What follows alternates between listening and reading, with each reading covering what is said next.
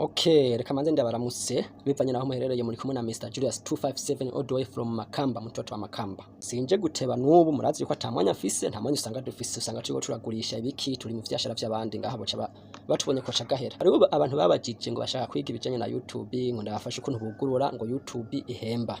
Ya, kugira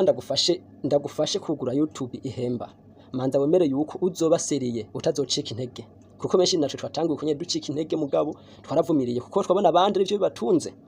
kandi tukabona benshi babashingira intahe yuko YouTube ihemba mugabo iryo banga hariho abantu benshi batarizi kubijanye na YouTube. Icambere cyo ni kuba ufise email, Gmail n'izina rya YouTube ukamenya ukuntu babikreya. Mugabo akanyase ndabere ukuntu babikreya ndacabasigurira gatoyi. Iyi video birashika ikacicira hagati nga kuri Facebook muze kuja kuri YouTube muyirabe ndaza kuyicisha ko kuri YouTube nyene niho iza kuja ko yose ikwiye y'iminota 3 iminota 4 bo hama iciza ca YouTube urashobora kuyikora kushira ama video kuri YouTube kandi uri gukora nibindi nkuko nkaje urabona ndiko ndadandaza ngaha ndiko ndagurisha ndasize ko udushort video umva cyo turinziza $2 je nkora ama short video nta long video nkora kuko kubivanye n'umwanya kuko urashobora kubiha business ukazohora ukora ama long video imisi yose naho nyene birashoboka. YouTube ahiryoheye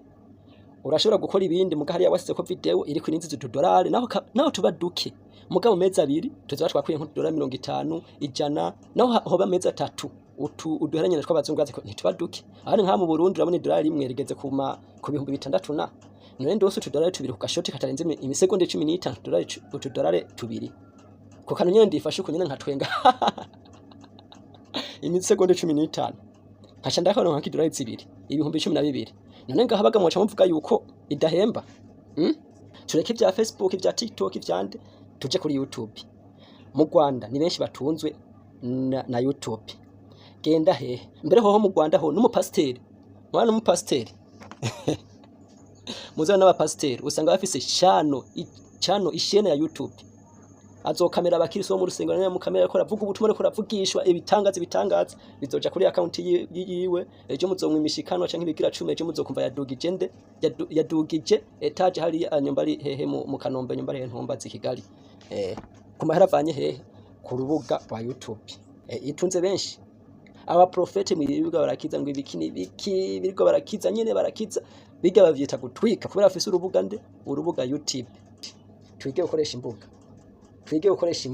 imbuga cyane YouTube. Uwo mwanya uta aho tukana kuri Facebook kuza TikTok kuza WhatsApp utukana fumura uraba ubute aho tukana kuri YouTube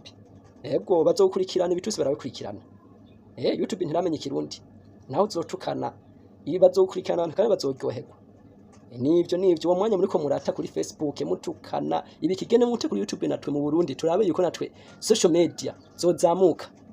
kuko benshi ngo baracahuniye kare tubakangure kugira turonka abo dukorana ibihe tubivuga kugira ngo tuzoronke abo dukorana kugira je ndi Murundi ndakubisaka challenge na uri Murundi ya urumva ibintu rubuga rugende neza bo hama rero ibisigaye vyari ivyo nimba wifuza rero kwiga ibijanye na YouTube ni wiyandikishe ngaho ukore subscribe ndokwemera burindwi shira ku biganiro bitatu nzokwemera ndandiketi party 1 party ya mbere party ya kabiri party ya gatatu ku buryo uwo twatanguranye